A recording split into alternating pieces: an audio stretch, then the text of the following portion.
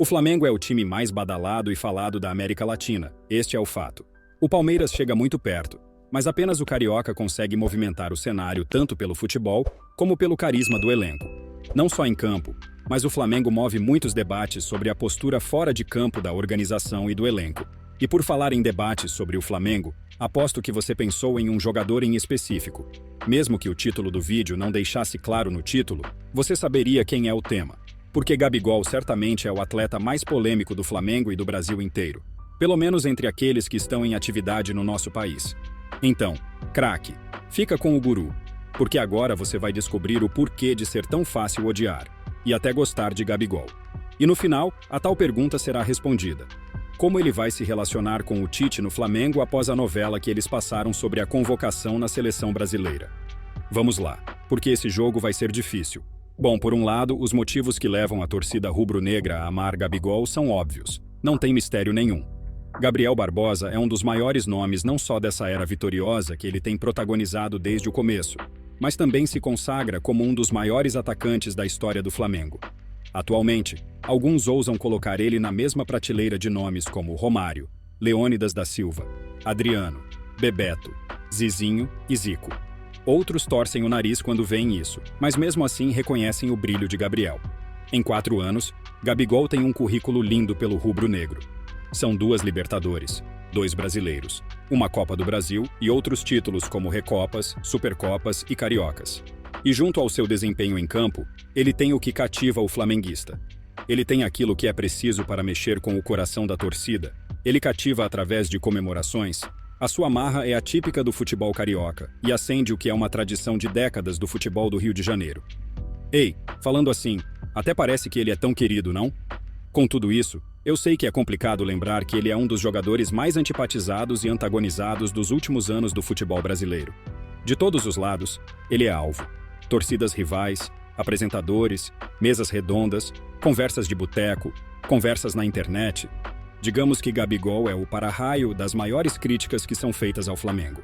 E fica aqui no vídeo, porque só assim você vai entender se o que move Tite e essa massa anti-Gabriel tem fundamento, ou é apenas um anti-flamenguismo barato.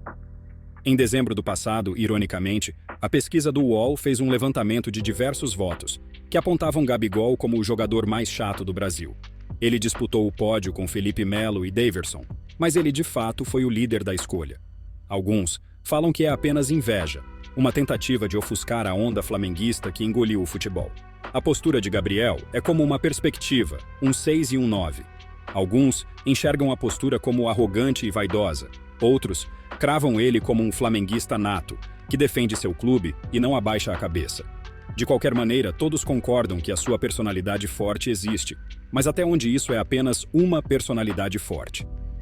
Ele já recebeu mais de 7 cartões vermelhos, 6 deles por condutas antidesportivas, e por sua vez, acabou se tornando um dos brasileiros que mais levou vermelho no futebol brasileiro desde 2019.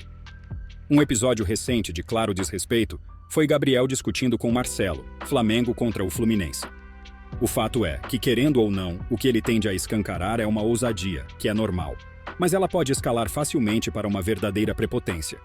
E isso pode ser algo que, pouco a pouco, pode acabar afetando até mesmo a idolatria que o Flamengo tem pelo atleta. Outro episódio recente foi sua postagem sobre o aniversário de 128 anos do Flamengo, em que o atual camisa 10 postou uma foto em que ele aparece em um trono, ao lado de Zico, que também está sentado.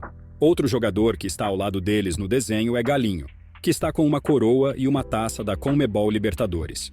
Enquanto isso, Gabriel leva 2 taças, que ele conquistou em 2019 e 2022. A arte aparentou ser uma homenagem, mas isso deu abertura para muitos questionamentos. A maioria começou a cogitar que Gabigol estava se colocando acima de Zico. Muitos leram essa postagem e o contexto dela como uma afronta ao legado do clube. Muitos entenderam que Gabigol estava enaltecendo a si mesmo, e não o clube.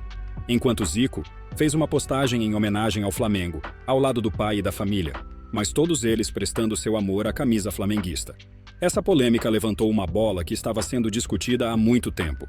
Gabigol se considera maior que o clube? O fato é, em um momento tão marcante, toda a homenagem deve ser ao clube, e todos os atletas devem se posicionar abaixo e pelo time.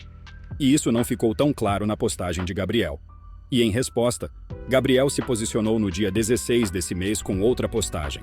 "Deus perdoe essas pessoas ruins", foi a frase que ele colocou em suas redes sociais, para afrontar todas as críticas direcionadas a ele. Basicamente uma inspiração em Adriano, que criou o bordão em 2010, quando também estava sendo criticado pela postura fora de campo. Para piorar, a vinda de Tite confirma ainda mais os problemas extracampo.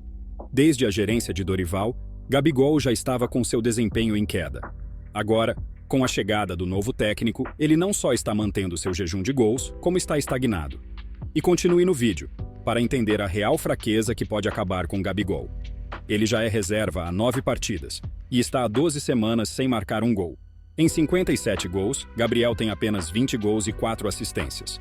Acima dos questionamentos sobre o extracampo, o que realmente pode abalá-lo são questionamentos sobre o seu futebol. Atualmente, ele é um dos atletas que mais erram na frente do gol, e os números não nos deixam mentir. No Brasileirão, Gabigol finalizou um pouco mais de 10 vezes. O que se espera é que ele converta isso em gols, mas não é o que está acontecendo. Destas aproximadas 10 finalizações, Gabriel conta com apenas um gol. No Brasileirão, ele conta com apenas 5 gols, enquanto 4 deles foram pênaltis. Em suma, foram 37 finalizações. Ou seja, o saldo de gols de Gabriel em comparação à sua quantidade de finalizações é preocupantemente baixa. As estatísticas apontam que ele fez 3,6 gols a menos que a média dos jogadores que nos últimos 10 anos finalizaram em direção ao gol. E isso é um grande combustível ao posicionamento de oposição ao jogador. E isso parece não incomodar Gabigol, a não ser que seu orgulho não permita que ele coloque isso para fora.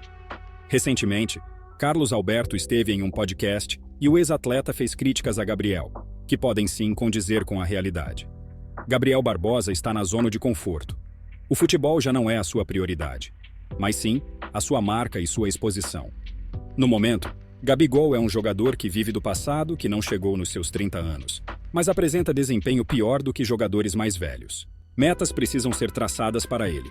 Esse atleta, assim como o Flamengo, precisa de combustível e determinação para serem queimados com muito futebol. E só assim ele pode quebrar o seu gelo com Tite. Como esperado, ele conversou com o técnico, porque era inevitável. Como Tite disse, foi um papo reto, sem filtro. A pauta foi a ida de Pedro para a Copa de 2022, enquanto Gabigol acabou ficando. O fato é, eles não disputavam a mesma posição, então Pedro não tomou a vaga de Gabigol, que perdeu o lugar para outro jogador. Mas outras histórias também existem. Casagrande afirma que Tite não gosta da postura de Gabriel, e por isso não o convocou. E parece que o técnico havia dito para um profissional colega de Casagrande que ele não havia chamado Gabriel por nunca ter lidado com uma atleta como ele. Mas, por outro lado, Tite fala que existe sim a possibilidade de usar os dois no Flamengo. No fim, basta confiar no profissionalismo dos dois, pois eles são obrigados a entrarem em um acordo, pelo bem do clube que eles afirmam lutar a favor. Tite precisa reconhecer quando Gabriel é necessário, e quando esse momento chegar, Gabigol precisa corresponder e mostrar seu futebol de verdade. Agora basta abaixar um pouco o nariz. Sua marra pode e deve continuar, mas ela deve ser sustentada pela bola jogada, e não por polêmicas. Guru, que tal desenvolver um negócio digital com faturamento em dólar de forma simples, usando apenas o computador com acesso à internet, sem falar inglês, sem precisar se expor e sem precisar vender absolutamente nada, se você quer fazer parte desse movimento e construir uma renda em dólar de forma segura e prática? Eu preparei uma apresentação gratuita. Basta clicar no link da descrição ou no comentário fixado. A crise é um dos maiores fatores do futebol. E não é só o atleta que sofre disto. Veja esse vídeo e entenda o que está acontecendo com uma das maiores empresas do futebol.